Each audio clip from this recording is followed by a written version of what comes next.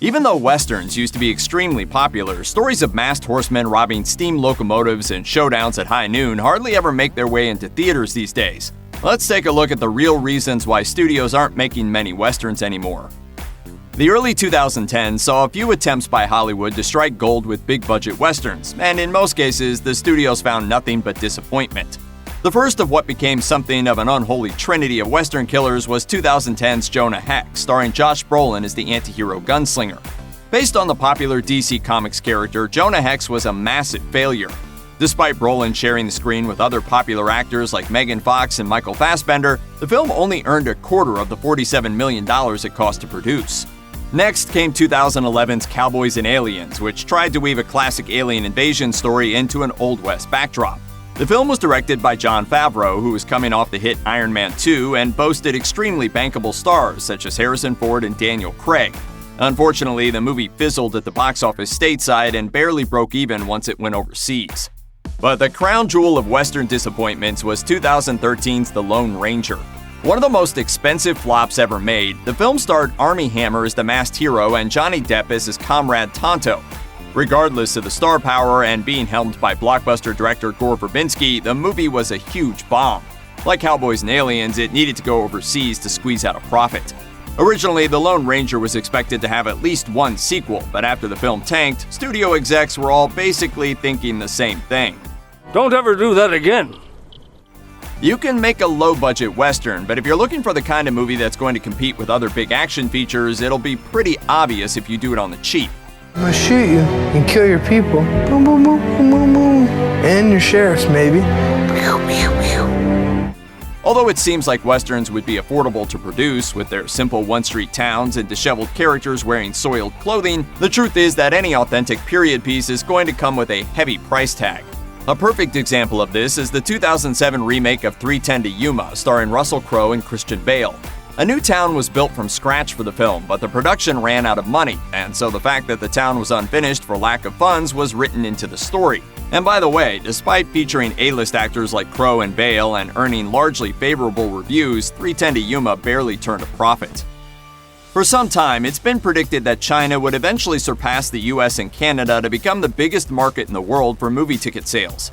This isn't good news for westerns. In the wake of The Lone Ranger, Michael Agresta of The Atlantic took a long look at why the genre was declining. Among the many reasons, Agresta pointed out, exacerbating the problem is the rejection of cowboy movies by international audiences, particularly the Chinese.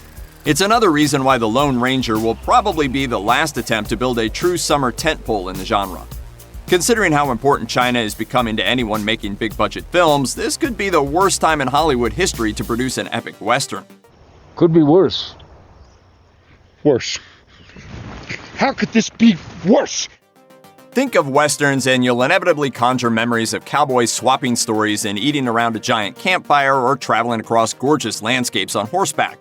Westerns can have plenty of long, drawn-out scenes that gradually build the narrative, and that's one of the great things about the genre. But when you compare that style to something like an Avengers movie where heroes are blasting through cities and battling armies of villains every other scene, westerns might seem a bit slow to some modern moviegoers. Take a film like the Oscar-winning Unforgiven. A practically flawless movie, it's still a beloved western decades after its release, but it's over 2 hours long and there isn't a bona fide shootout until the final moments of the film. If you love westerns, then you probably appreciate the pacing, but if you're conditioned to non-stop action, you might feel like you deserve more for the price of your ticket. Deserves got nothing to do with it. While the greatest westerns ever made never relied on cross-genre gimmicks or special effects, plenty of filmmakers have tried to spice up their westerns with modern sci-fi thrills. Unfortunately, it usually ends in disaster. One of the most recent examples is Cowboys and Aliens, which was a major disappointment, critically and financially. An older example is 1999's Wild Wild West, which fused a western with steampunk technology. In the film, Kevin Kline's Artemis Gordon boasted an arsenal of bizarre and occasionally helpful inventions, while the villain, Dr. Arliss Lovelace, played by Kenneth Branagh, was part man and part steam-powered spider. Although it was directed by hitmaker Barry Sonnenfeld and starred Will Smith, Wild Wild West was quite deservedly a tremendous flop that ended Smith's hot streak at the box office. One of the few exceptions to the rule is Back to the Future Part 3, but it was the third in a series of hugely popular films that had nothing to do with the frontier until its final installment. Nevertheless, the fact that a time-traveling Western was a huge blockbuster is still mind-boggling to some. Great Scott! I know, this is heavy. With Westerns largely underperforming against other big-budget flicks, movie studios are often in the position of winning critical acclaim or making a profit, and for many, the choice between those two is clear. Take, for example, the assassination of Jesse James by the coward Robert Ford. While it received largely positive reviews and starred Brad Pitt and Casey Affleck, it struggled to make back even half of its $30 million budget. More recently, there was The Sisters Brothers with John C. Reilly and Joaquin Phoenix. This widely praised Western about a pair of unlikely guns for hire made a mere $13 million worldwide and only $3 million domestically. In many cases, it seems that today's best and most imaginative Westerns are being created by independent filmmakers. So the future of this classic American genre might be in art houses and not at your mainstream Cineplex. But if that means more high-quality Westerns on the big screen, we're sure fans won't mind one bit. Check out one of our newest videos right here. Plus, even more Looper videos about your favorite movie genres are coming soon. Subscribe to our YouTube channel and hit the bell so you don't miss a single one.